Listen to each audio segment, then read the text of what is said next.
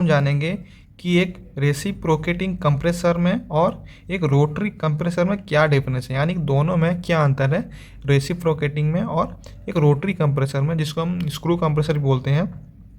इन दोनों में क्या अंतर है, यानी क्या डिफरेंस है। चलिए सबसे पहले शुरू करते हैं रेसिप्रोकेटिंग से कि इसमें क्या अंतर है, ये हम जान लेंगे पहले। उसके बाद जानेंगे रोटरी में।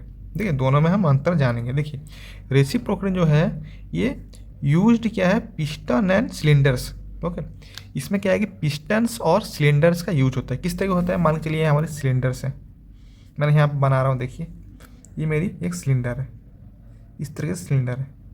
उसके अंदर क्या है कि इस तरह का पिस्टन का हम लोग यूज में लेते हैं।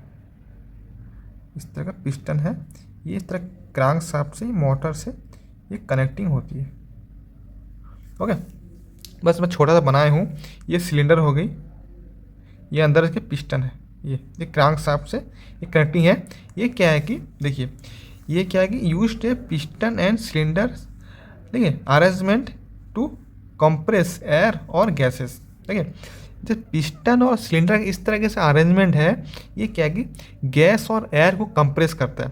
ओके, गैस और एयर को ये कंप्रेस करता है, इस तरह से यार इसका अरेंजमेंट है।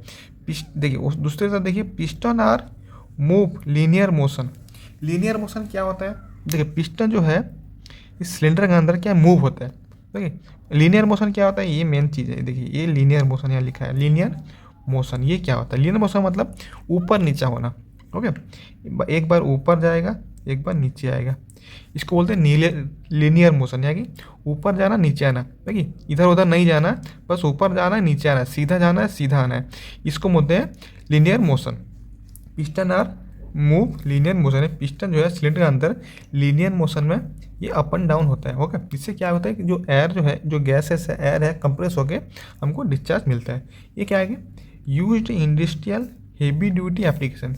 ये क्या है कि हम लोग यूज़ कहाँ पे करते हैं, जहाँ पे इंडस्ट्रियल होता है, जो हेवी ड्यूटी एप्लीकेशन होती है, हम लोग वहाँ पे यूज़, कोई मशीन्स हो गया, कोई बड़ी मशीन्स हो गया, वहाँ पे हम लोग इसमें यूज में लेते हैं। ओके, समझ गए कि ये रेसिप्रोकेटिंग कंप्रेसर क्या होता है, हम लोग कहाँ पे यूज करते हैं, ये किस डायरेक्शन में काम करता है। समझ गए। देखिए और एक बार समझाता हूँ। यूज है पिस्टन और सिलेंडर, इसमें क्या है पिस्टन और सिलेंडर का यूज में होता है। इसका अरेंजमेंट ऐसे होता है कि टू कंप्रेस एयर और गैस। इसका अरेंजमेंट ऐसा होता है कि कंप्रेस किसको करता है, एयर को और गैसेस को कंप्रेस करता है, किसकी मदद से, पिस्टन और सिलेंडर की मदद से। Piston are move linear motion, piston है लीनियर मोशन में ये क्या मूव करता है, नहीं ऊपर नीचे होता है।